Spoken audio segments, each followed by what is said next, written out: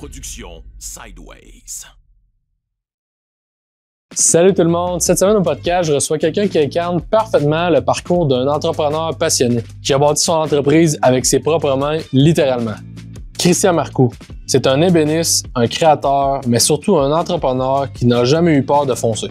Parti de son cabanon avec quelques outils et beaucoup d'ambition, il a transformé son petit atelier en une belle entreprise, reconnue pour son expertise en mobilier haut de gamme.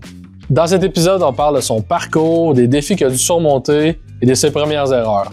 Mais aussi, on va venir toucher tout ce qui est l'innovation et de la robotisation dans son entreprise. Et bien sûr, on va venir aborder l'équilibre entre entrepreneur et la vie de famille. Un parcours inspirant, des défis et une vision du métier qui continue d'évoluer. C'est ce qui vous attend dans cet épisode avec Christian Marcoux. Bonne écoute tout le monde!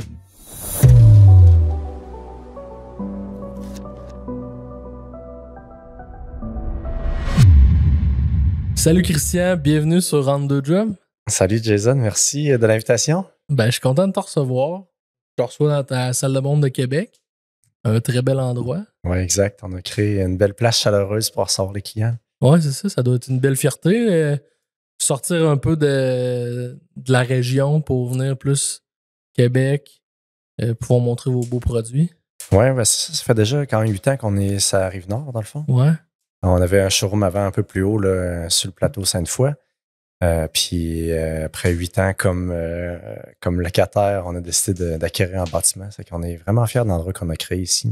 Oui, qui était un ancien dépanneur, je pense. Oui, exactement. Comment ça s'est passé, rénover tout ça? Ça a été vraiment beaucoup de travail. On ne pensait pas qu'il allait y avoir autant de jobs que ça, mais ça a été...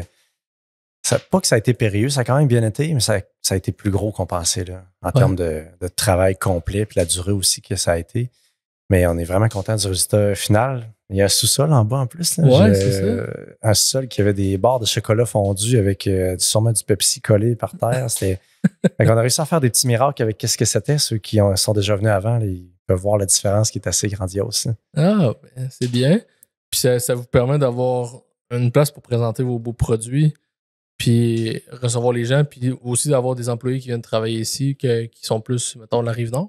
Oui, c'est ça exactement. Puis la majorité de notre clientèle vient aussi du coin. C'est qu'on. Ouais. Je ne me rappelle pas l'expression, là, pas cordonnier mal chaussé, mais comment ils disent ça? Là, on ne peut pas être maître dans son pays ou je sais pas trop quoi. Ouais, je comprends. Fait qu'en Beauce, on n'a pas un gros marché. On a quand même quelques clients, mais en Beauce, on a un peu plus de misère. On a un peu plus de misère. On a un feu qui nous accompagne aujourd'hui, fait que ça se peut que ça pétasse en arrière de ça. Ouais, mais c'est ça. Parfait. Écoute, Christian, allons dans le vif du sujet. Tu sais, là, on est là pour parler de ton parcours entrepreneurial. Christian Marcoux, c'est toute ta vie. T'as un beau parcours. Fait qu'on commençons du début. Tu viens d'où, toi, Christian? Je suis un natif de Scott depuis... je demeure à Scott depuis 43 ans, dans le fond. Ouais. J'ai jamais resté nulle part ailleurs, ni même en appartement. J'ai toujours demeuré dans mon petit village. Okay. Fait que, c'est ça. À l'âge de 15-16 ans, je travaillais au moulin à scie de mon père, dans le fond. Okay. Mon père avait une série mobile, puis on se promenait chez les cultivateurs ou chez les gens qui avaient des bio à farcier. Fait qu'on partait le matin, puis les fins de semaine aussi, on allait chez les cultivateurs, tout ça. Fait que c'est là que la passion du bois a un peu commencé. Là. Fait puis à cet âge-là, tu sais, ton père, il avait sa propre petite série mobile. Il y avait son projet. Toi, dans ta tête, tu disais-tu, à un moment donné, je veux avoir mon projet, ou c'était pas encore dans ta tête à ce moment-là? Ouais, ben moi, j'ai été jamais diagnostiqué TDA ou TDAH. J'ai aucune espèce d'idée, mais je sais qu'il y a un petit hamster qui spinne dans ta barouette ici, là, ça c'est clair.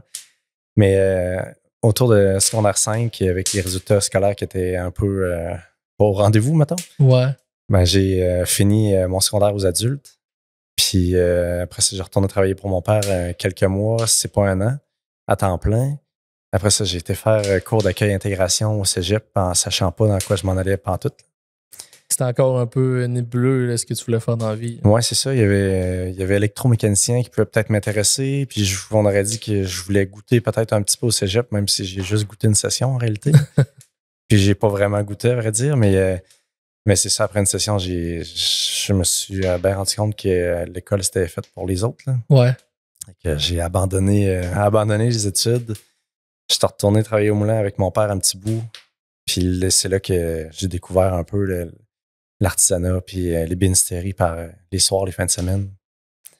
La passion qui s'est devenue ton métier, dans le fond. Ouais, c'est ça. Quand j'ai commencé à m'acheter des petits outils, puis je prenais les restants, les retailles de bois du moulin à scie, puis je faisais des petits coffres, des petites choses. Puis là, j'ai dit, crème, c'est le fun, c'est vraiment le fun de faire ça. Ouais. Fait que là, j'ai commencé mon DEP en ébénisterie suite à ça. Puis au DEP, j'ai remangé. Là. C'était une passion. Là.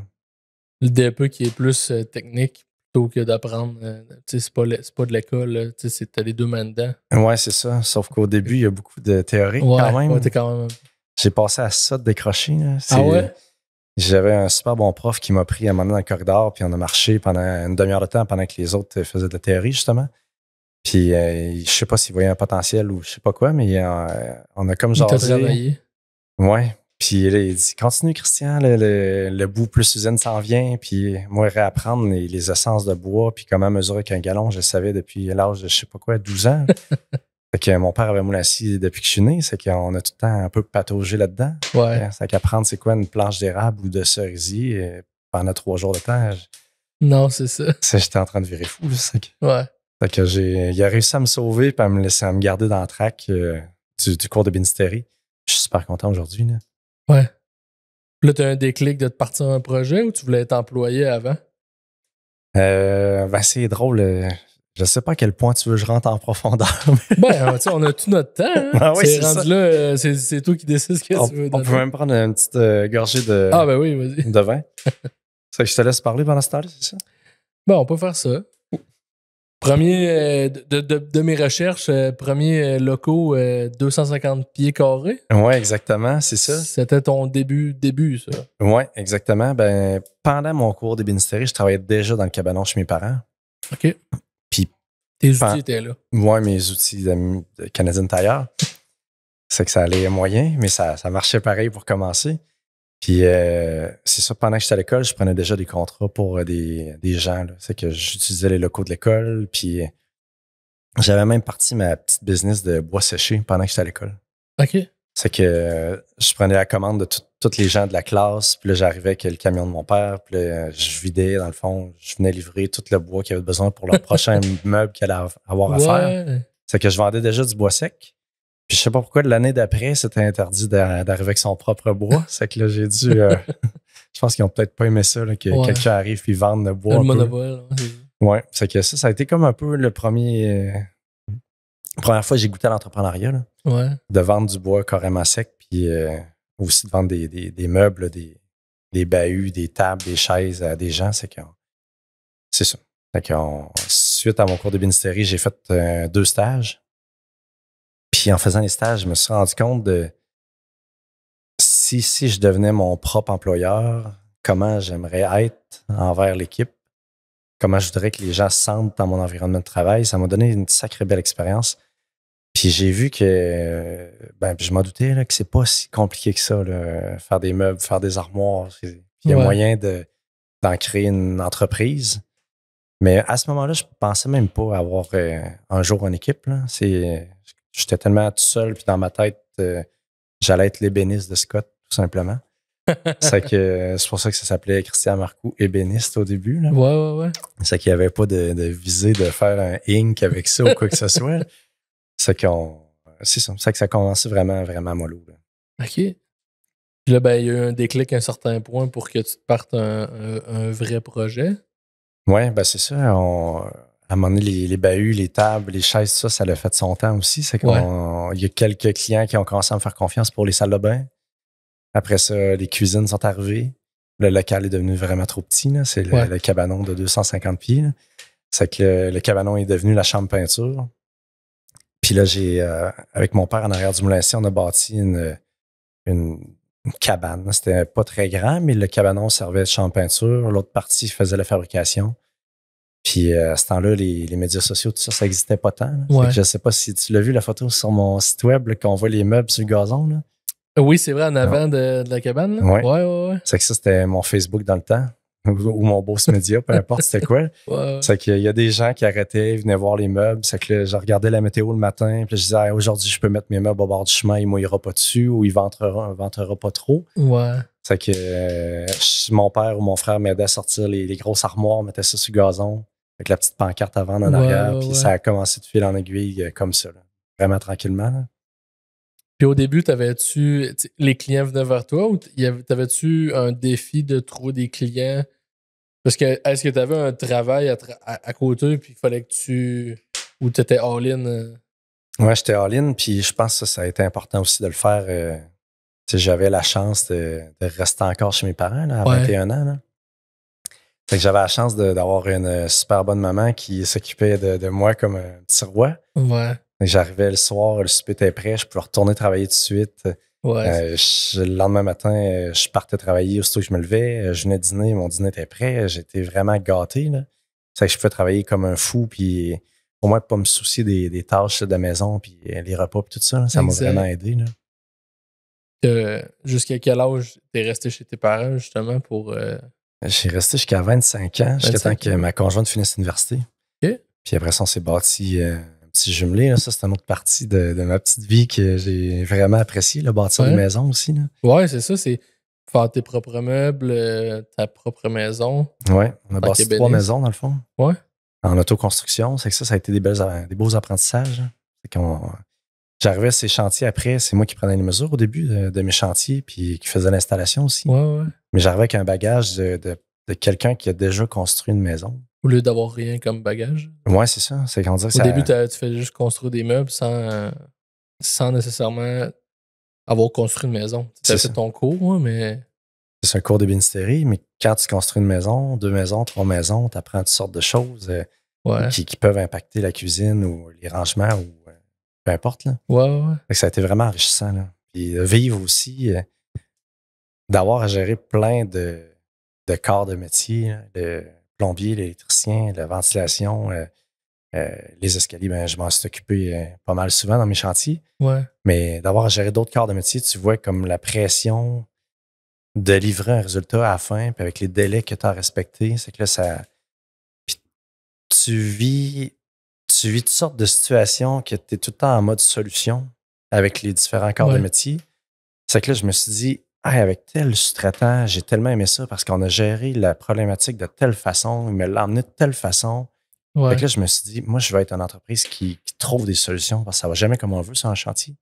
Ceux qui disent que ça va tout le temps bien, j'y crois pas. Non. Mais ça m'a comme amené à réfléchir différemment puis dire, bon, nous autres, si on peut être une entreprise qui trouve des solutions pour travailler en équipe avec les entrepreneurs pour que ça aille bien.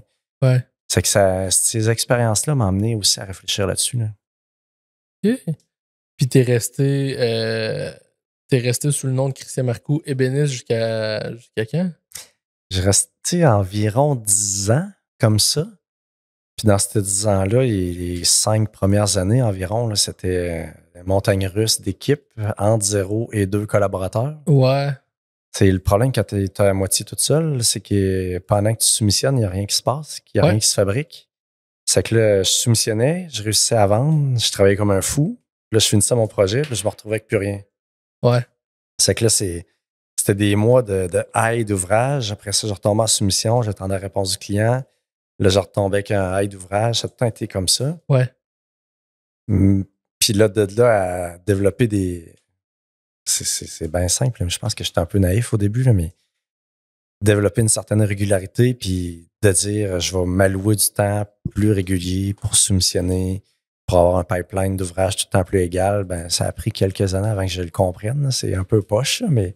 Ben, c'était ton expérience du début, là. Ben, c'est ça. J'ai commencé... J'aurais peut-être dû travailler 1 an ou 2 ailleurs avant de me partir à mon compte. Je ne l'ai pas fait. Ah, mais c'est ce qui a construit ton expérience. Puis, aujourd'hui, c'est ce qui t'amène aujourd'hui ici. Oui, ben je pense que oui. Ouais. Puis ça a été quoi le move de changer ton nom, justement? Le nom avec une virgule? Ouais, c'est ça. Ben, dans le fond, autour de 2009, il y a quelqu'un de Saint-Hilaire, Jean-Guy Parent, qui est venu me voir au locaux à Scott, puis il avait entendu parler de nous autres, je ne sais pas de quelle façon. Puis, quand tu dis locaux à Scott? Les locaux à Scott, là. Local, là. Ouais. Où ça? Dans le fond, j'ai loué après, en arrière de chez mon père, j'ai loué un autre local après. OK. Fait qu'il y a eu 3 locales à Scott, 3 bâtisses. Puis monsieur Jean-Guy Parent, qui est, je salue aussi, qui est venu m'approcher pour m'en venir dans le parc industriel à Saint-Isidore. C'était comme un local bâtisse avec option d'achat. OK. Dans le fond, c'est que là, c'était vraiment intéressant de la façon que ça fonctionnait. Sauf que le hic que j'avais, c'est que je passais de 500$ par mois à 5000$ par mois de paiement, mais j'avais le même carnet de commandes. Ouais, c'est ça. C'est que les premières années, ça a comme été quand même assez. C'était pensé bien, c'est ça. Ouais, c'est du jour au lendemain, tu fais x10 tes paiements, puis t'as pas dit x10 les ventes. Là. Non, exact. C'est que je pense que ça, il fallait quand même être prêt. Au début, la bâtisse était immensément grande. Quand je regarde dernièrement, regarder des vidéos de cette époque-là, la bâtisse avait de l'air vide. C'était n'importe quoi. Là. Puis aujourd'hui, on l'agrandit, comme on pourra parler un peu plus tard, mais on l'agrandit déjà plusieurs fois. Là. Mais c'est ça. Je pense que c'est la force de l'entreprise, si on parle initialement, c'est que j'adorais tout ce qui était compliqué, hyper compliqué comme meuble. C'est ce qui t'a démarqué? Je pense, hein, tout ce qui était rond, tout ce qui était plaquage, tout ce qui était vraiment artisanal, je carburais à ça. Tout ce qui était trop facile, j'aimais moins ça. On dirait que c'était pas un défi. Fait que de fil en aiguille, les gens me demandaient tout le temps des choses quand même compliquées, puis de plus en plus compliquées, puis très, très, très, très compliquées. Puis les gens qui se sont joints à moi, c'est des gens qui avaient un peu les mêmes défis de se dépasser. Là. Ouais. Puis de voir le résultat fini de quelque chose d'extraordinaire, c'est pas toutes les entreprises qui ont la chance de réaliser des projets vraiment sur mesure. Fait que je pense que l'équipe autour d'entreprise, carbure à ce genre de défi-là aussi. Hein. C'est que c'est stimulant, on est vraiment gâtés. Puis là, t'as défini de changer ton nom justement après que tu aies eu une équipe ou c'était quand tu étais rendu à Saint-Isidore? En faisant le mot vers Saint-Isidore, dans le fond, C'était incorporé. Je me suis incorporé à ce moment-là. Ça commençait à être plus sérieux un peu. Tu avais combien d'employés à ce moment-là? Tu disais que tu avais du monde qui venait travailler, mais qui était autant passionné que toi. Ouais. C'était du monde qui venait donner leur nom ou tu t'es dit j'affiche des postes? J'ai eu la chance d'avoir des super bons stagiaires, vraiment. Ouais. Puis je pense que les profs peut-être nous vendaient comme une vraie ébénisterie. Ah, c'est cool ça. C'est qu'on réussissait à avoir, je pense, sans trop faire d'efforts ou sans je sais pas quoi exactement, mais on réussissait à avoir la crème de la crème comme stagiaire. C'est le fun. Oui. Puis dont un Sylvain là, qui est rendu associé avec moi aujourd'hui. Ça a commencé comme stagiaire, ça? Oui, commencé comme stagiaire. Cool, oui, il y a toute une histoire autour de Sylvain, mais aujourd'hui, ça fait 17 ans. Ça fait 8 ans qu'il est associé avec moi. Puis on était 2 ébénistes, puis on a toujours connecté là, sans avoir à trop se parler. On aurait dit qu'on connectait sans plus de détails. On partait chacun de notre bord, on faisait nos parties de projet ensemble, puis ça a vraiment tout le temps bien été avec Sylvain. Ah, c'est cool. Oui. Puis, mettons qu'on jase je reviens un peu sur le nom, là, je vais passer à autre chose après. Là. Comment tu vois la marque développée avec ton nom d'inclus dedans? Si, mettons, Jean Coutu de ce monde, ça marche bien. Toi, comment tu vois le futur sous ce nom-là? Ce que j'aime dans le côté de mettre le nom, parce qu'il y a des côtés que j'aime moins aussi. Ouais. Ce que j'aime, c'est que ça fait plus personnalisé, ça fait plus artisan, ça fait plus haut de gamme, je trouve. Puis ça rattache un peu comme un côté familial à tout ça. C'est pas un nom d'entreprise froid, puis que c'est tout. Ouais. Puis le côté un peu plus nébuleux ou négatif que je prévois, c'est l'art de la vente. C'est que un jour, je vais avoir 65, 70 ans, peut-être, j'espère me rendre là. Mais un jour que je vais vouloir vendre ou céder, puis que oui, ça se fait. Là, Jean Coutu, tu l'as nommé, ça s'est vendu. Je ne me rendrai jamais gros de même. Là, mais, non. Le nom reste, mais tu peux. Un nom, ça change. Là, c'était plus de voir un peu ta vision. Ouais. Un nom, ça change, ça peut évoluer, puis ça peut s'en aller vers d'autres choses. Ouais. Mais si un jour j'ai la chance de passer l'entreprise à d'autres personnes, j'aimerais que ça reste avec les mêmes valeurs de sur-mesure, de la qualité, travail d'équipe, tout ça. Puis c'est ce que je souhaiterais là, éventuellement. On n'est pas rendu là, je suis toute jeune. Toute jeune. Parle-moi donc un peu, justement, mobilier, design, tu sais, c'est du haut de gamme. Vers quoi tu t'es. Pourquoi ça a été un choix d'aller vers le haut de gamme depuis tes tout débuts, dans le fond? Oui. Mais c'est qu'il y a énormément de joueurs qui sont dans le milieu bas de gamme. OK. Puis d'aller jouer là-dedans, ça fitait pas pantoute avec moi. Là. Ouais. Moi, je veux sortir d'un projet puis faire hey, c'est nous autres qui a fait ça, gang. Là. C'est complètement fou. Là. Vous rendez-vous compte que c'est nous autres qui a fait ça, là. Ce plafond-là, cette cuisine-là, ces murs-là, ces portes intégrées-là, c'est nous autres qui a fait ça. Là. Ouais. Puis ce que j'aime de notre métier, c'est que c'est toujours du tangible. Là. Tu vois l'action, tu vois la transformation du produit jusqu'à une installation finale. Fait qu'on a la chance de voir à tous les jours qu'est-ce qu'on fait. Ouais. Puis le résultat fini avec les comptoirs installés, avec tout ce qui est les accessoires de plomberie et compagnie, c'est super. Là. Et je pense que je suis vraiment choyé là, du domaine qu'on a choisi. Là. Vraiment. Ouais. C'est quoi l'évolution que tu as vue de quand tu as commencé du haut de gamme jusqu'à aujourd'hui, le haut de gamme d'aujourd'hui? Le haut de gamme d'aujourd'hui, il est rendu, je sais pas comment dire ça pour que ça sorte bien. Là c'est mon TDA qui embarque, là, mais je pense qu'aujourd'hui, on a la chance de travailler sur des projets que jamais j'aurais cru avoir la chance de travailler. Des projets énormes, des projets que si on m'avait présenté ces projets-là il y a 15 ans, j'aurais juste dit c'est impossible. Là, c'est pas moi qui va faire ça. ben, c'est 1 an d'ouvrage. Ouais, c'est ça. C'est que là, j'aurais pas pu répondre à la demande. Là, maintenant, avec l'équipe qu'on a, c'est des super projets, des 20-25 pièces d'armoire de cuisine dans des maisons. On est capable de les prendre, puis on est capable de donner des délais qui sont raisonnables versus qu'est-ce que je pouvais faire avant. C'est que ça a évolué en termes de grandeur de projet, complexité aussi. C'est que là, il faut avoir une équipe solide en crime pour réaliser ces projets-là. Là. Ouais. Autant au dessin technique, l'équipe ici aux ventes, au design. Après ça, la fabrication, les ébénistes aussi, les installateurs, c'est le nerf de la guerre. Ouais. C'est qu'il y a des bons installateurs qui peuvent rendre justice au produit. Là. C'est toute une équipe. Là. Il faut que tout le monde soit bon partout. Là. Exact. Là, le coût de la vie augmente. Est-ce que vous trouvez avoir moins de clients? Tu sais, c'est du haut de gamme. Des fois, c'est là que tu te dis, ben, le haut de gamme avec le coût de la vie va peut-être diminuer.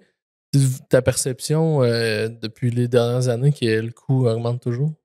Ouais, ben, je pense que la clientèle qu'on vise depuis le début, c'est une clientèle qui est un petit peu moins impactée par les augmentations des coûts de la vie. C'est des gens qui se gâtent de toute façon, qui aiment ça, puis qui aiment le changement aussi. Là. On est quand même choyés. Là. C'est des gens qui investissent dans l'immobilier, c'est des gens qui achètent, qui rénovent ou achètent un terrain, bâtissent. C'est des gens qui sont... Je les regarde aller puis je leur lève mon chapeau. Là, on dirait qu'ils ont tout le temps des projets. Là. C'est le fun. Là. Ouais. Puis ce que j'aime après, là, ça fait 23 ans, ce que j'aime, c'est les anciens clients qui reviennent. Ouais, c'est ça. C'est que ça, c'est de plus en plus le fun. On va voir bientôt là, sur les médias sociaux, là, on a arraché une cuisine qu'on a faite il y a peut-être 16-17 ans, puis on a livré une autre nouvelle. C'est que la maison a comme un petit peu évolué avec le temps, puis les besoins des clients aussi. C'est j'ai hâte de le voir aussi, ça fini, le montage de tout ça, mais on commence à voir des anciens projets qui reviennent, puis des clients qui reviennent pour la 2, 3, 4e résidence. C'est que c'est le fun. C'est ça, ben, la clientèle récurrente, ils réalisent votre beau projet, votre beau travail que vous avez fait. Fait que, revenir, c'est sûr qu'ils savent qu'ils vont être bien servis. Oui, ben c'est ça, exact. Puis des fois, on ne peut pas les avoir aussi, mais des fois, on perd des projets. Mais quand on voit que le client revient après, ben là, ouais. C'est comme le fun. Là. Tu te dis, bon, ben, finalement, on n'est pas si pire que ça. Fait qu'on fait de notre mieux tous les jours pareil, là, mais... Là, toi, t'es plus à la présidence, probablement. Ouais. Tu touches un peu moins au projet. Tu les vois peut-être passer. J'en vois quelques-uns passer. Je vois surtout les plus complexes passer. Complexe? J'aime ça aussi. Être dedans. Ouais, participer des fois Des fois, on regarde un projet aller, puis juste un genre de petit brainstorm rapide, dire ce projet-là, je le verrai travailler de telle façon. Puis là, tu amènes le projet de façon différente pour réaliser ce qui est demandé, parce qu'on travaille avec beaucoup d'architectes et de designers. Puis eux, c'est pas les idées qui manquent. Là. Non, c'est ça. Puis le client qui paye des services comme ça, ce qui lui a été vendu par le designer ou l'architecte, ben il veut que ça ait l'air de ça. Exact. Il veut pas qu'on aille couper là parce que c'est plus facile pour nous autres. Il veut pas avoir un joint à cette place-là. C'est que faut réaliser exactement ce qui est là. C'est que ça, c'est des méchants beaux défis techniques. Là. Ça, j'aime vraiment ça. Là. C'est le bout que je pense que je t'avais rajouté. Puis il y a eu quelques fois, là, comme dans le bout de la pandémie, là, le rush qu'il y a eu après, là, que tout le monde s'est mis à investir dans leur maison comme jamais. Là, il a fallu qu'on remette nos bottes à cap, puis retourner dans l'usine. Puis j'aimais ça quand même. Là, ça me manque. C'est tes bases. Ouais, c'est ça. Des bouts, j'irais faire ça aussi plus souvent. Puis y a-tu des projets que tu dis que j'ai pas fait encore, mais que j'aimerais toucher un jour? On en a fait pas mal, mais. Ouais, c'est ça, on en a fait plein. On dirait que j'aimerais pousser encore plus loin l'audace du design, aller plus loin que qu'est-ce qui se fait. On est allé à Milan l'année passée voir un show, puis Québec, Canada, États-Unis, on est clairement en retard là, sur plein de choses, autant le design que les produits, que la quincaillerie. C'est qu'eux sont comme, je dirais, environ 3-5 ans en avance sur nous autres. Là. Ah ouais, à ce point-là? Oui. C'est qu'on a un accessoire ici là, qu'on a été les premiers au Québec à avoir, là, mais ça a été testé en Europe pendant plusieurs années. OK. Puis là, on a été les premiers au Québec avec à pouvoir le distribuer. Et c'est un produit quand même particulier, mais c'est ça, on est en retard sur plein de choses. Mais j'aimerais ça qu'on puisse être au moins égal avec eux, puis pouvoir pousser le design encore plus loin, puis pas être le petit frère de Milan là, qui suit 3-5 ans après. Ouais, exact. Suivre la tendance. Ouais, c'est ça, exact. Fait que ça, il y a des choses, j'aimerais... j'ai travaillé quand j'étais à mes débuts, on parlait tantôt des débuts. Là. Je fais du coq à l'âne, mais ça, c'est... C'est correct. C'est ton TDA. Ouais, c'est ça. Là, il est starté comme il faut. Mais à mes débuts, j'avais pas tant de rentabilité avec l'entreprise. C'est que j'avais accepté de prendre un contrat dans les jets privés à Montréal. Fait qu'à tous les dimanches soirs, je partais à Montréal. J'allais coucher chez la cousine à ma mère. Je couchais chez elle. Je faisais le maximum d'heures que je pouvais faire jusqu'au vendredi midi. Le vendredi midi, je revenais à la course en Beauce. Je travaillais le vendredi soir. Je travaillais le samedi. Je travaillais le dimanche. Le dimanche, je repartais faire ma run de travailler dans un jet privé. Là. Ah ouais? Ça, j'ai fait 3 mois et demi, c'était assez. 3 mois et demi de jet avec les armoires en rond, le plaquage d'ébène. C'était complètement fou. C'était le luxe extrême. Là. Puis là, je sais pas, tu parles de rêve, là, mais je pense que s'il y a quelque chose que j'aimerais faire un jour, c'est que quelqu'un arrive avec un bateau dans ma cour puis me dise qu'il veut qu'on y fasse des armoires extraordinaires sur mesure dans son bateau. Ça me ferait pas mal triper. Là. Ouais. Puis je me demande si je laisserais pas mon veston sur la chaise puis que je virais pas m'en occuper moi-même. Là. Ouais. Mais ça, c'est le genre de projet qu'un jour dans ma vie, j'aimerais essayer. Que ça pourrait être vraiment stimulant. J'irai rechercher un peu ce que j'ai appris dans les avions. Ben oui. Puis je pourrais le ramener dans un bateau. Ah ouais. Fait que ça serait peut-être un rêve. Sinon, juste continuer à faire ce qu'on fait actuellement, c'est vraiment le fun. On fait des plafonds merveilleux. On va faire du mobilier sur mesure, des tables de 12 pieds de long avec des pieds. On a fait des plafonds qui se tiennent de façon extraordinaire. C'est développer des choses qui se fait pas. Ça me passionne aussi. Le cassage de tête. Ouais, c'est ça. C'est trop facile. Là. J'aime moins ça un peu. C'est le fun pour les équipements. Les équipements aiment ça, les jobs plus simples, plus standards. Mais moi, personnellement, j'aime les défis techniques.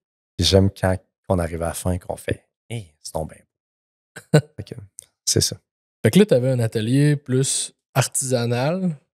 Là, aujourd'hui, es-tu dans la technologie 4.0 ou pas encore à ce point-là? Ouais, ben je pense que oui, 4 puis 5.0 maintenant. 5.0, OK, oui. 5.0, c'est l'interconnexion des humains, de la technologie. En tout cas, c'est un peu flou encore, mais je pense qu'on est rendu là parce qu'on a robotisé, puis comme la majorité des entreprises, on a oublié l'humain, l'impact de l'humain là-dedans. Ouais. C'est qu'on investit, on met de l'argent, on met des équipements, puis on pense que tout va se faire comme naturellement, l'équipe va embarquer, mais tu as tellement de besoin de ton équipe pour que ça aille bien, les changements. C'est que ça, c'est ce qu'on a peut-être négligé. Ouais. Puis qu'on a appris.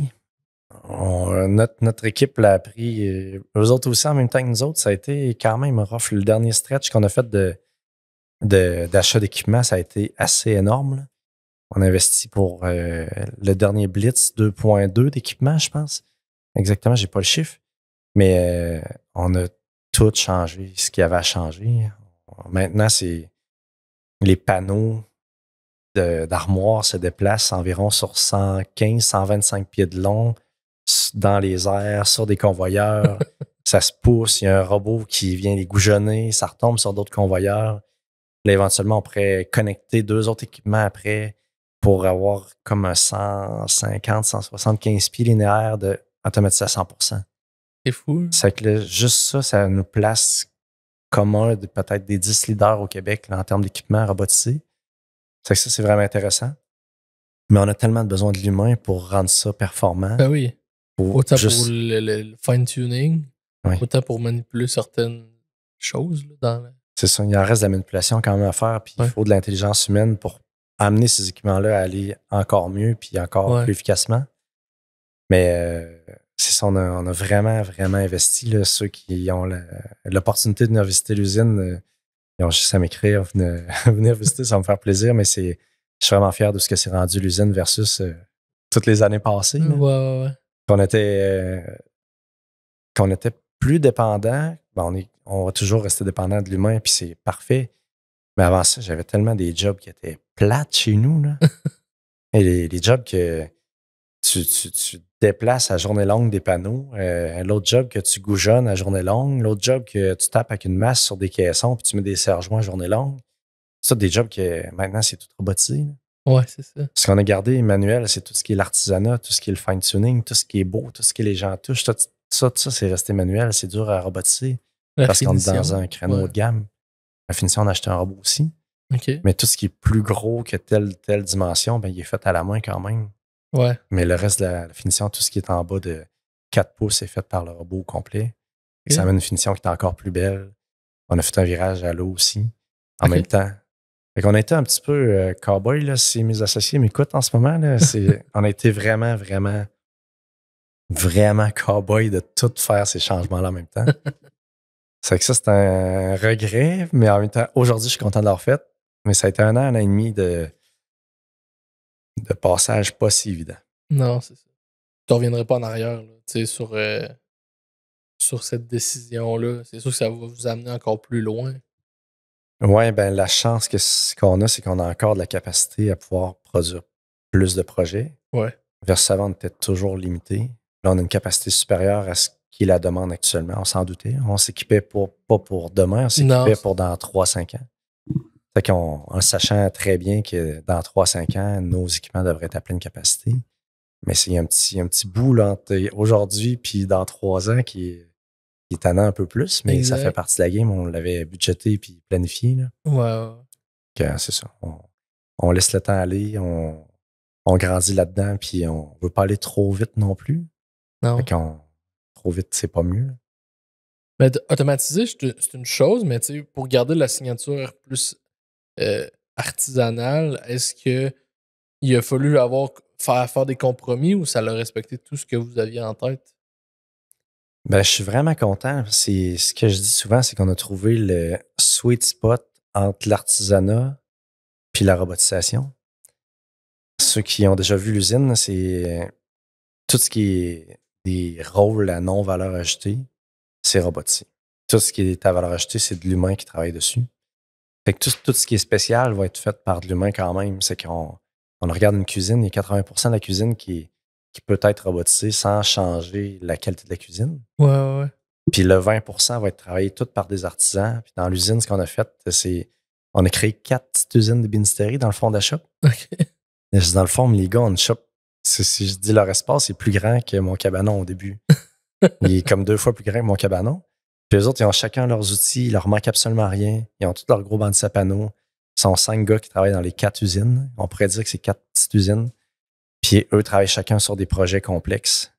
Des hottes de cuisine, une table, des vanités de salle de bain en rond, des murs avec des lattes. Il s'occupe de cette partie-là de A à Z. C'est ça, exact. C'est que des fois, j'entends des choses de d'autres entreprises qui ont des chiffres d'affaires similaires ou plus grands au mien, puis qui ont une personne qui fait du spécial. Ouais, c'est ça. Fait que là, chez nous, ils sont 5. Fait que là, si on lit entre les lignes, on comprend qu'on fait du vrai sur-mesure à temps plein. Exact. Fait que ça, je suis pas mal fier d'avoir regardé la signature artisanale, mais d'avoir emmené un process quand même hautement robotisé au travers de ça. Ouais. Puis là, niveau planète, niveau l'écologie, est-ce que vous faites moins de pertes avec la robotisation? Ouais, ben la robotisation, il y a une partie quand on fait le montage pour le dessin technique, Ouais. on peut optimiser les composantes, dans le fond. Puis tout pour avoir le moins de pertes possible, dans le fond. Puis le reste, tout est recyclé chez nous. C'est de A jusqu'à Z. Ouais. Les solvants de matériaux de finition, l'aluminium, l'acier, le carton, le plastique. Il y a tous des bacs là, en arrière de l'usine. Après ça, on fait, en parlant d'écologie, on fait toutes nos livraisons avec des couvertures de déménageurs. OK. C'est j'avais déjà analysé l'option de râper, cartonner, puis tout. Ouais. Puis pas plus, pas moins de bris. Mais on finissait la job avec 2 grosses boules de même, de râpe, puis de foam, puis de carton, que ça s'en allait directement en poubelle. Ouais. C'est que là, tu peux pas recycler ça tant que ça. Non, pas du tout. C'est que là, je suis content des moves qui ont été faits. Le virage à l'eau, ça a été un move hyper important, là, un move pour l'environnement. Mais mettons que je me dis, l'eau puis le bois, d'habitude, ça va pas ensemble. Explique-moi donc un peu, c'est quoi? Ouais, ben c'est vrai ce que tu dis. Là. C'est la problématique des finitions à l'eau, c'est que ça fait retrousser le poil du bois. Là, comme quand on mouille une planche à découper, on sent le bois qui relève un petit peu. Ouais. C'est que il a fallu changer nos sablages, nos façons d'appliquer. Il a fallu. Puis une finition à l'eau, c'est plus long qu'une finition au solvant comme on prenait avant. C'est que c'est du temps de plus d'humain pour sabler ça comme il faut.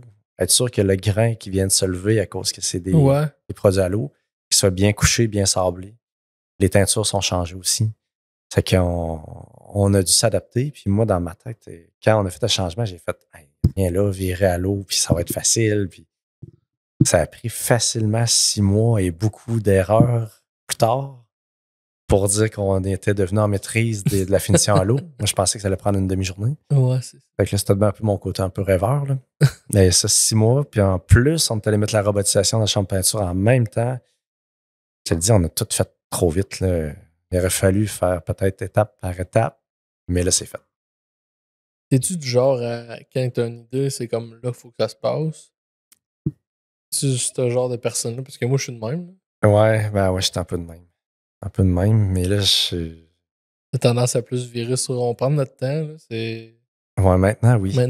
Maintenant, oui, plus. Je peux pas dire que je suis parfait, ça, c'est clair que non. Mais je suis vraiment plus sage dans mes décisions, plus réfléchi, beaucoup plus le côté finance. Les connaissances financières sont plus élevées que dans le temps aussi. Ouais. Ça, c'est des choses que j'aurais peut-être dû avoir plus vite dans mon parcours, les connaissances financières.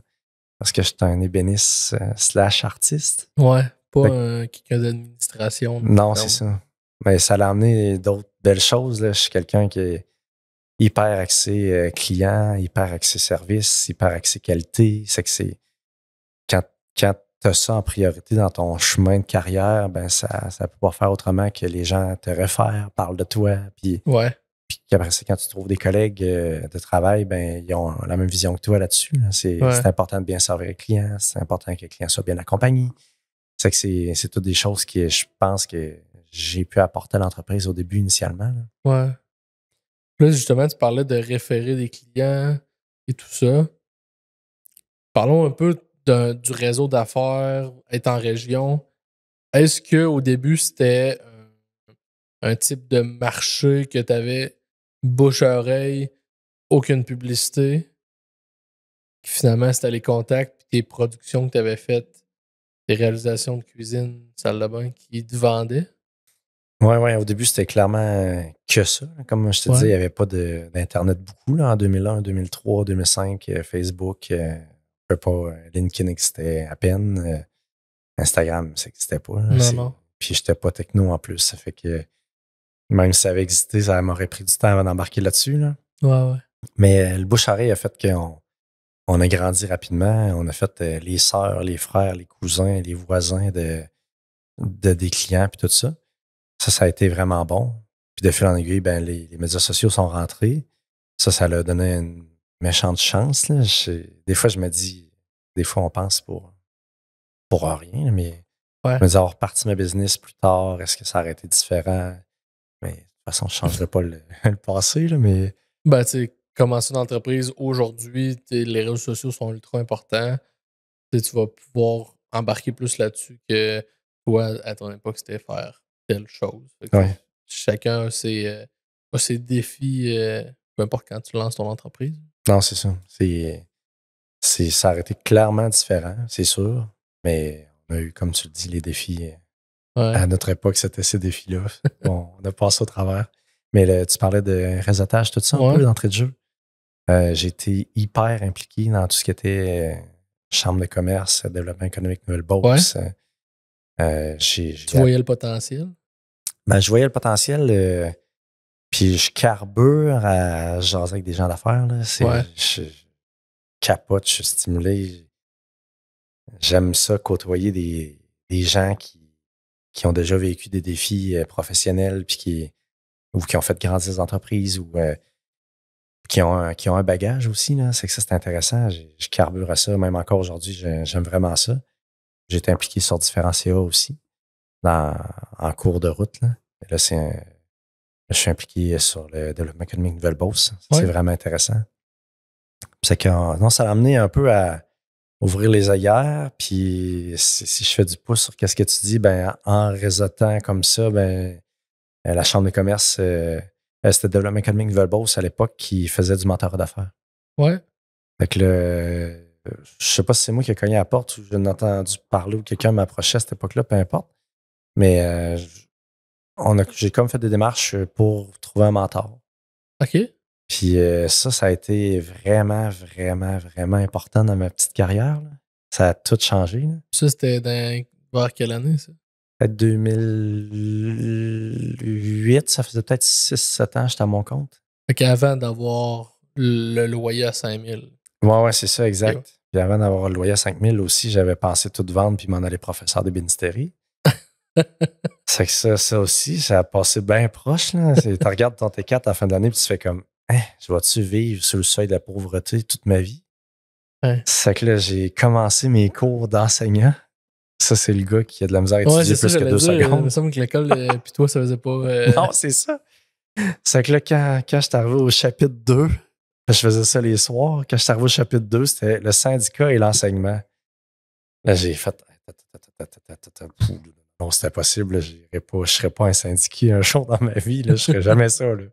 C'est que là, j'ai comme décroché bien raide. Là, je lisais tous les textes, puis comment la syndicalisation est arrivée dans le monde de l'enseignement. Puis là, je wow, OK, arrête ça là, tu ne fitteras jamais là-dedans, c'est sûr. Non, c'est ça. C'est que j'ai arrêté mon cours d'enseignement assez rapidement. Puis j'ai décidé de me concentrer et arrêter de diluer mes efforts à essayer de trouver l'opportunité qui ferait que j'aurais un meilleur salaire, une meilleure qualité de vie. J'ai dit, c'est quoi que t'aimes? C'est faire de l'ébénisterie. Continue là-dedans. Ouais. Puis mets ton énergie à 100% là-dedans. Puis à un moment donné, ça va donner quelque chose. Il faut y croire en tabarouette. Là. C'est ça. Mais mon mentor, pour revenir là-dessus, c'est M. Rénal Rioux qui m'a accompagné pendant plusieurs années. Puis il a réussi à tasser mes œillères. Là. J'avais des petites œillères qui faisaient que j'étais sûr que j'avais la bonne façon de faire, puis que j'étais donc bien bon, puis que je savais tout. Puis il a réussi à les ouvrir comme ça pour que je puisse voir les autres façons de faire, les opportunités que je voyais pas parce que j'étais tellement borné, puis tellement sûr que je savais comment ça marchait quand on est jeune, puis un peu coq. C'est que lui, il m'a emmené tout en douceur à réfléchir complètement différemment. Puis ça m'a été bénéfique, vraiment bénéfique. C'est qu'aujourd'hui, si j'avais resté comme j'étais, si j'étais resté comme j'étais, je serais sûrement pas rendu là aujourd'hui. Là. C'est ça. Fait que ça a été un vrai beau passage. Ah, mais c'est bien. Mais la personne s'est impliquée dans ton parcours. Est-ce que toi, aujourd'hui, tu redonnes d'une certaine façon? Tu t'impliques au DNB? Trouves-tu ça important? Oui, ben j'essaye de redonner du mieux que je peux. Et je me sens pas prêt à faire du mentorat à mon tour. Là. Ouais. Il faut aussi avoir le temps. Fait que là, c'est l'autre Pas chose. le temps, c'est autre chose. Hein? Ouais. Fait que, puis je me suis surimpliqué dans tellement de choses que j'avais l'impression d'être partout, mais nulle part pendant un bout de temps. Là. J'étais sur 3 CA, l'entreprise en croissance de même. J'arrivais au CA pas préparé. Il y a 24 heures dans une journée, là, maintenant Ouais. t'as une famille. T'sais. J'avais l'impression de faire tout à moitié. Fait que là, t'arrives au CA, tu te sens mal de ne pas arriver préparé. Tes propos sont moins pertinents que les autres qui sont arrivés préparés. Là, tu te dis, bon, la prochaine fois, je vais me préparer d'avance. Je vais mettre plus d'énergie là-dedans, mais tu as 3 CA en même temps. Plus la business à faire virer, c'est n'importe quoi. Là. Mais je voulais redonner du temps à la communauté, d'affaires aussi.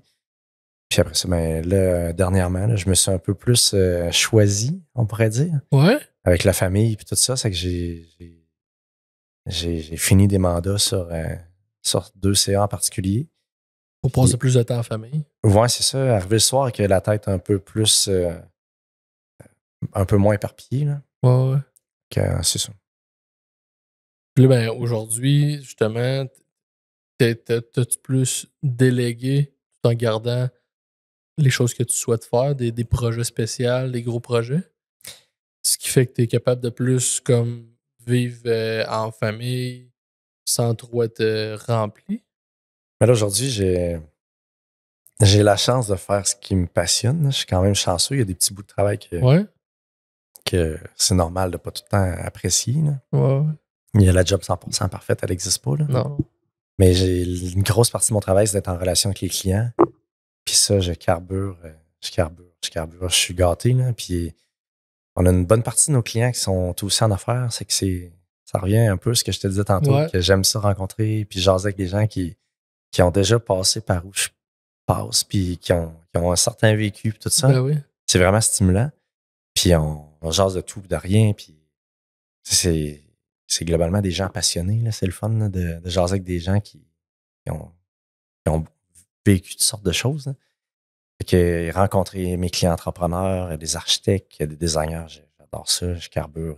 Je ferais ça à temps plein, mais il faut que je fasse d'autres choses aussi. Ouais, c'est ça. C'est que, puis j'aime passer du temps avec mon équipe. Là. J'essaie d'être le plus présent possible, soit à Québec ou à l'usine, avec l'équipe, jaser avec eux autres, voir ce qu'on peut améliorer, comment on peut devenir meilleur, trouver des idées ensemble. Ouais. C'est que ça, j'aime ça vraiment beaucoup. Là.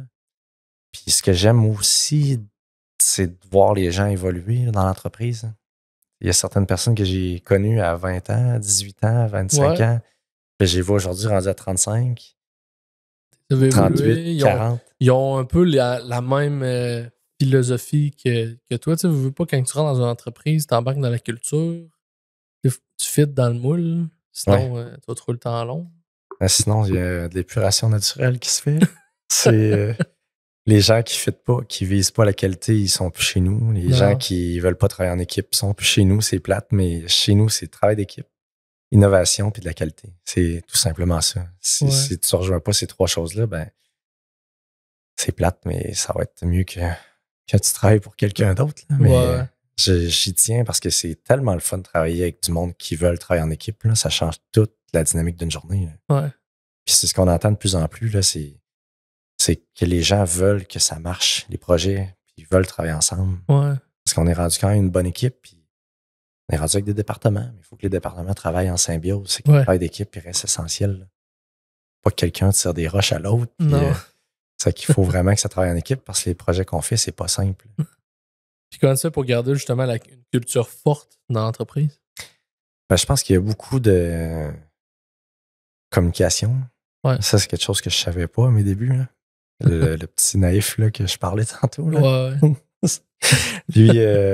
Lui, j'ai appris énormément, là, mais il faut communiquer. Faut communiquer. Et il faut communiquer. Il faut être sûr que nos attentes soient claires aussi.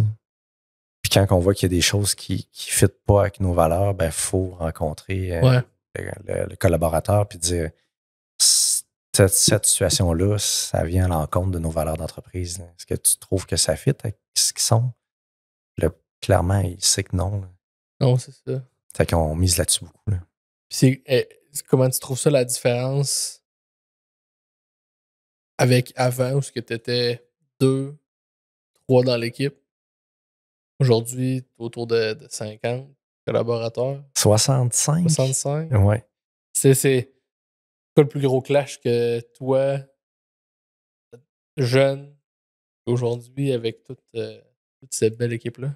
Ben, il y a comme un petit bout, là. Tu sais, quand t'es 3, 4, 5, tu te parles à tous les jours, t'es tout le temps ensemble, tu lunches ensemble, tu breaks ensemble. Ouais. Puis là, tu peux parler de tout ce qui se passe, tout ce qui va bien, tout ce qui va moins bien. À soir, il faut faire de l'overtime parce que j'ai mal calculé mon temps sur le projet. La star, pour être sûr que toutes les communications se rendent bien, c'est là qu'il y a des meetings tous les matins avec toutes les équipes pour que tout soit bien aligné. S'il y a un département qui ça va un peu moins bien, on essaie de trouver de l'aide dans d'autres départements Ouais. que les autres ont pris de l'avance. Fait que la communication est juste exponentielle. Il y a un petit bout de temps qu'il a fallu que je comprenne ça. Là. Ça clante le bout que j'avais comme oublié qu'on était plus juste 3-4. Là. Dans une couple C'est- à gérer. Là. Ouais, c'est que là, il faut que tes leaders de département, ce soit eux qui transmettent le message à leur équipe, que ça soit clair, les attentes soient claires, Ouais. l'objectif soit clair. C'est que tout est dans la clarté, le message, communication. Mais s'il y a eu un petit stretch, là, je dirais, il y a peut-être de 2017 à peut-être 2020, là, c'est un genre de petit. J'ai peut-être négligé la communication. OK. J'aurais peut-être dû miser plus là-dessus, mais je pense que j'ai appris un peu sur le tas aussi. Là. Ouais. Fait que ça fait partie de la game. Ta soeur travaille chez Ouais. Christian Marcoux, Isabelle, cuisine, immobilier, design. exact. Depuis combien de temps? Isabelle, ça fait déjà, ça a-tu fait 10 ans cette année? Ça doit faire, tu sais, elle travaille elle est photographe, elle fait d'autres tâches, mais ça doit avoir aidé dans les communications d'avoir quelqu'un d'autre de la famille qui est là pour t'aider. Oui, là-dedans. communication pour présenter ce qu'on fait, Ouais. pour aller chercher des nouveaux collègues de travail, pour aller chercher des nouveaux clients, tout ce qui est marketing, elle a travaillé fort là-dessus. Isabelle a commencé dès le début. Là. C'est elle qui faisait mes factures au début, par les soirs. C'est ça, là. Fait que ça fait 23 ans là, qu'on travaille ensemble. Mais plus officiellement, ça fait 10 ans là, qu'elle prend des photos des projets, qu'elle fait des vidéos. Elle nous aide à s'occuper des soirées quand on fait des soirées avec les architectes et tout ça. Fait qu'elle travaille fort à tout ce que tout soit parfait. Fait qu'elle est très, très perfectionniste. Là. Mais si on continue sur la famille, tu travaillais pour ton père à l'époque. Toi, ton but, ça serait-tu que tes enfants travaillent dans l'entreprise familiale? Hey, c'est une grande question. Hein? Ouais. Là, je sais pas ce que je peux dire. Il faut que je réfléchisse. Là. Mais moi, je pense que si je sens que c'est leur vraie passion, je vais être très ouvert à ce peut-être intègre l'entreprise. Et si je sens qu'ils le font parce que c'est la voie facile, L'obligation. ouais, ou je sais pas quoi exactement, mais si je vois qu'ils le font parce que c'est comme naturel de reprendre le business de papa, Ouais. j'espère le déceler puis le comprendre. Là. Des fois, les pères ou mères, peu importe, ils idolâtrent un peu leurs enfants, Ouais. ils mettent sur un piédestal, mais je suis pas sûr que c'est vrai que à cause que tu es entrepreneur, que tes enfants sont entrepreneurs. Ça, je suis pas convaincu de ça. C'est que si je sens que c'est vraiment, vraiment leur passion puis qu'ils sont prêts à travailler fort, peut-être que je verrai une ouverture à ça. Mais pour l'instant, ils sont trop jeunes, mais c'est ça. Mais si je vois que c'est vraiment, vraiment leur passion, OK. Mais sinon, non. Ben, au moins, tu sais où ta ligne, tu sais. Tu vas le vivre rendu là, mais au moins, tu le sais que t'es penché plus d'un côté. Si t'es pas sûr, t'as aussi bien pas embarqué dans un projet comme celui-là. Oui. C'est ça. Il faut que tu en manges. Il faut que tu rêves à ça la nuit, la fin de semaine. Je vois n'importe quoi. Je vois un mariage ou je vois un événement X, Y, Z. Je suis tellement passionné par ce que je fais que ça transparaît. Là. Ouais. La nuit, je me réveille, je pense à ça. Puis je suis pas déçu de penser à ça parce que j'en mange. Je me dis, être passionné et être entrepreneur en même temps, c'est vraiment trippant. Ouais. Mais si quelqu'un est juste, pas juste, mais entrepreneur, mais pas passionné par ce qu'il fait, le plaisir du quotidien doit être différent. Là. Je l'ai jamais fait de vendre quelque chose que j'aime pas. Puis Non, c'est ça. mais être en business, je l'ai jamais fait. Mais ça doit être moins stimulant que faire quelque chose que tu aimes pour de vrai. Là. Ouais. C'est ça. Et j'ai hâte de voir le futur. Là. Il y a certains de mes enfants qui présentent des signes de vouloir être entrepreneur déjà. Ah, mais c'est le fun, ça. Mais j'ai hâte de voir la suite. Là. Suivre. Ouais. Puis là, parlons un peu de conciliation travail-famille. Tu t'es libéré un peu de CA, justement, pour être plus de te choisir toi, la famille. Comment tu fais pour pallier à ce qui est le travail-famille? C'est-tu un mythe pour toi ou ben tu le gères bien? Je le gère mieux. Est-ce que je le gère à mon goût? Non, pas pantoute. Okay. C'est... il y a des semaines, il y a des mois que de certains défis ou soucis ou peu importe, qui fait que tu arrives le soir puis la tête à vire ou des journées folles que j'arrive le soir à 6h30 puis que j'ai pas eu le temps de mettre le nez dans mes emails la journée. Ouais. Puis que là, j'ai juste en tête que j'avais vu passer tel email puis j'ai pas eu le temps de répondre. Il faut que je réponde absolument aujourd'hui. Là, t'as ça qui te vient dans la tête, t'es en train de souper, puis là, tu te dis aussitôt j'ai fini de souper, je vais aller envoyer 7-8 emails, puis après ça, je vais revenir faire les devoirs avec les enfants, mettons. Ouais. Mais ça finit que pendant que tu soupes, t'as pas la tête, t'as soupé à 100%. Puis non, là, c'est ça. Ça fait qu'il y a ça que j'ai un peu de misère encore à décrocher. J'aimerais ça être 100% présent. Ça reste à améliorer encore. Là. Fait qu'on va voir, mais je travaille là-dessus. Je suis de plus en plus libéré, on pourrait dire, de plein de tâches. Notre feu est en train de mourir actuellement. On arrive à la fin, fait que bon. ça Déjà? va coûter, oui, Ça fait déjà une demi-heure. Ça fait déjà 1 heure et quart. Pour de vrai? Oui, ben en tout cas, je pense. OK. C'est bon. Ben écoute, si on embarque sur justement, tu sais, les designs, ça l'évolue. La technologie, ça l'évolue. Tu sais, toi, en tant qu'entrepreneur, comment tu fais pour faire évoluer ton entreprise puis que ça suive tout ça? Parlons un peu on est plus dans la facette de l'avenir, là, tu sais, de l'innovation future. Oui.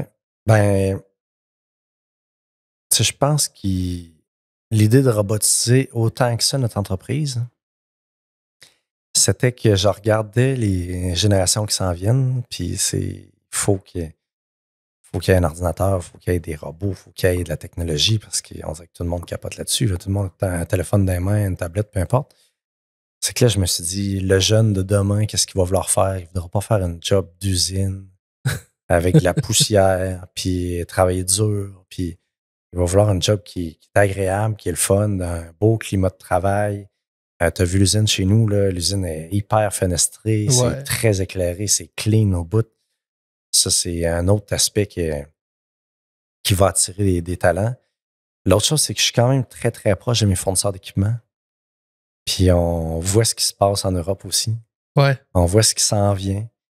Puis on sait déjà pas mal nos moves technologiques qui s'en viennent.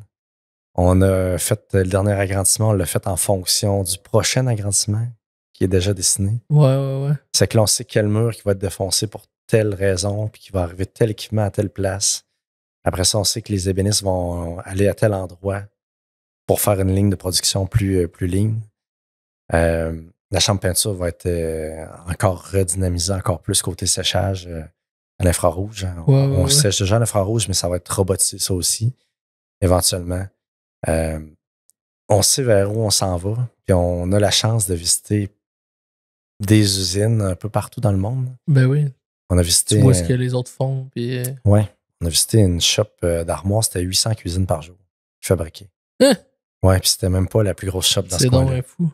Fait qu'on a vu des petites techniques qu'eux autres prenaient. Ce qui aurait été facile, c'est de prendre la technique couper puis faire les coins ronds. Ouais. Ça, on l'a laissé, on touchera pas à ça. Mais on a vu des petits twists, des petites affaires qu'eux faisaient qu'on a pu ramener chez nous puis qu'on va éventuellement même continuer à en ramener d'autres techniques. Mais c'est ça, on se tient hyper informé. Les médias sociaux, LinkedIn, c'est une belle façon aussi de voir ce qui se passe, les usines de robotisation, tout ça. Mais je pense qu'on peut être fier de ce qui se fait au Québec. Il y a des belles entreprises pour intégrer de la robotisation. Fait que de se tenir proche de ces gens-là, de voir eux s'en vont vers où, parce qu'eux aussi sont à l'affût de ce qui s'en vient. Si on est proche d'eux, ben on est déjà un pas vers. Un pas à l'avant. Ouais. C'est ça. Fait que ça, c'est stimulant, puis ça, j'aime vraiment ça. Là. Puis ça t'a-tu amené à des fois faire des moves qui ont été problématiques, tu sais, un peu plus anecdotiques? Il y a quelque chose qui s'est mal passé, puis t'as « Hey, Colin, que je suis pas fier de celle-là. » Ouais, il y en a quelques-uns, des mauvais moves. Là.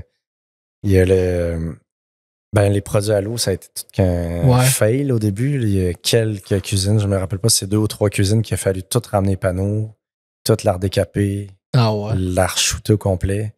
Ces jobs-là sont à oublier. Là. Le client n'a pas eu une belle expérience. Là. On commençait dans les produits à l'eau, puis on le maîtrisait pas, là, clairement. C'est qu'au début, on a eu des problèmes de finition importants au début. Mais on s'est pas caché. Là. On a repris notre travail. On a livré un beau produit, c'est que ça, je suis content. Mais c'est partie de la vie. Hein. Ouais, sauf que j'aurais aimé ça, peut-être pas que ça pas arrive. Gérer ça, ouais. Sinon, le reste, des anecdotes intéressantes. À froid, mais que j'écoute le podcast, je vais dire, hey, j'aurais dû dire ça. Mais là, vite, j'en ai pas d'autres. Je pense, il nous est arrivé toutes sortes d'histoires, mais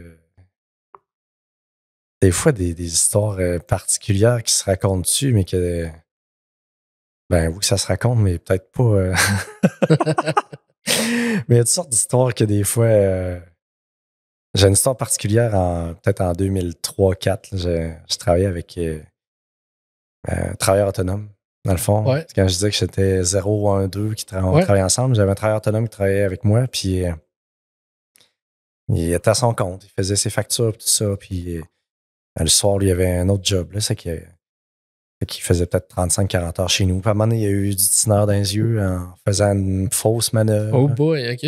Fait que là, il est allé à l'hôpital, puis là, il a dit à CSST qu'il travaillait pour moi. C'est qu'il n'a pas dit qu'il était travailleur autonome. Là. Fait que j'ai reçu une belle amende de la CSST pour recouvrir toutes les heures qu'il avait faites chez nous. Oh Quelqu'un que j'étais comme ça avec. Là. Ouais, c'est ça. Fait que là, tu te dis, la dernière personne que tu penses qui va te faire un coup comme ça, c'est la personne qui te le fait. Là. Fait que là, ça a été comme une méchante claque d'en face. Là. Tu te dis, ouais, si je pouvais faire confiance à quelqu'un dans la vie, c'était bien cette personne-là. De me servir de bord, puis genre de petits coups de couteau dans le dos. Ouais, c'était clair initialement que tu étais travailleur autonome. Je te payais plus cher pour ça. Puis après, tu reviens avec un back charge à CSST. Ah, Seigneur. Aïe. Puis là, tu commences, tu n'as pas d'argent. Puis tu fais, aïe, ça n'aurait pas pu m'arriver plus tard dans ma carrière, mettons, d'histoire de même. Mais ça m'a appris de ne plus embaucher de travailleur autonome. C'est ça. C'est que là, tu apprends tout le temps quelque chose au travers du reste. Mais c'est pas mal, ça, c'est l'histoire la plus crève-cœur que j'ai eu à vivre. Autant un bon lien de confiance, puis qu'il arrive quelque chose comme ça. Là. C'est encore du bagage que j'ai pris. Ben, c'est ce qui t'a amené aussi à mieux te développer puis à comprendre justement toutes les petites erreurs qui peuvent se passer, mais ça peut t'amener ça t'amène à t'élever aussi. Oui, exact. Comment tu vois l'avenir de Christian Marcoux dans les 10 ans, ça commence à être loin.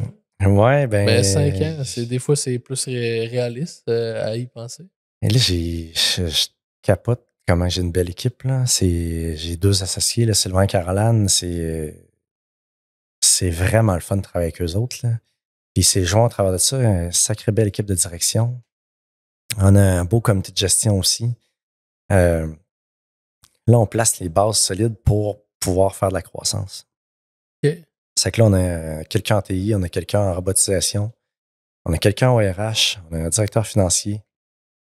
Puis c'est tout du monde que c'est le fun de travailler avec eux. Là.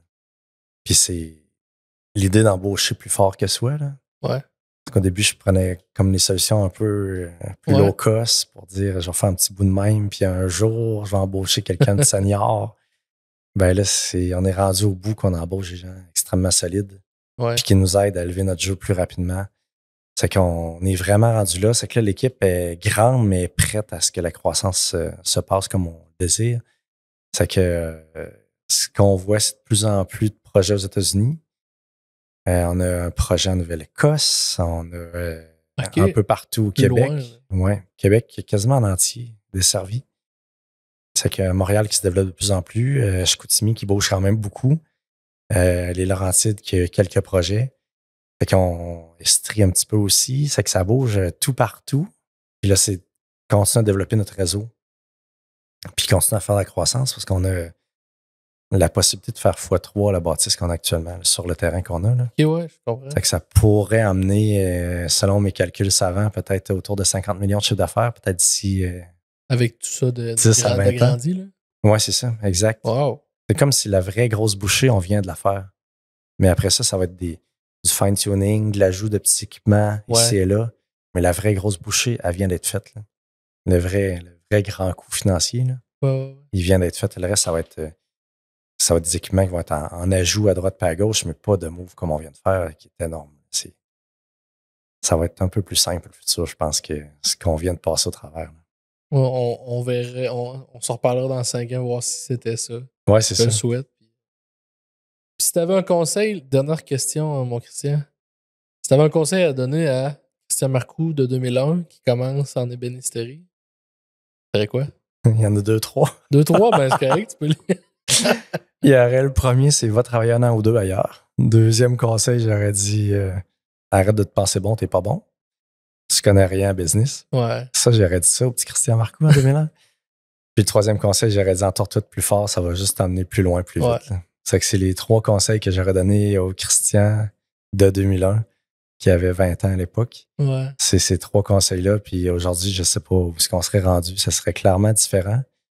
Mais je pense que c'est ça. Les jeunes, on pense tous en savoir plus que les autres, que nos prédécesseurs, mais finalement, on fait toutes les mêmes erreurs à la même place. Exact. Pour avoir reçu quand même beaucoup de gens sur le podcast, il y en a beaucoup qui disent ça. Entoure-toi de plus fort. Oui. C'est important. Fait que, je pense que c'est un bon conseil qu'on a à donner exact. at large. Oui, c'est ça, c'est clair. C'est pas mal les 3 conseils les plus importants, je pense. Écoute, ça fait le tour, Christian. Yes. J'espère que tu as aimé ton expérience. C'était-tu ton premier podcast que tu participes? C'était mon deuxième. Deuxième? Puis je suis arrivé fébrile. Mais c'est ça, je suis bien content. Merci d'avoir pensé à moi. Ben, merci d'avoir accepté. Ça fait plaisir, merci. Et on se recroise bientôt. Excellent. Merci. Salut.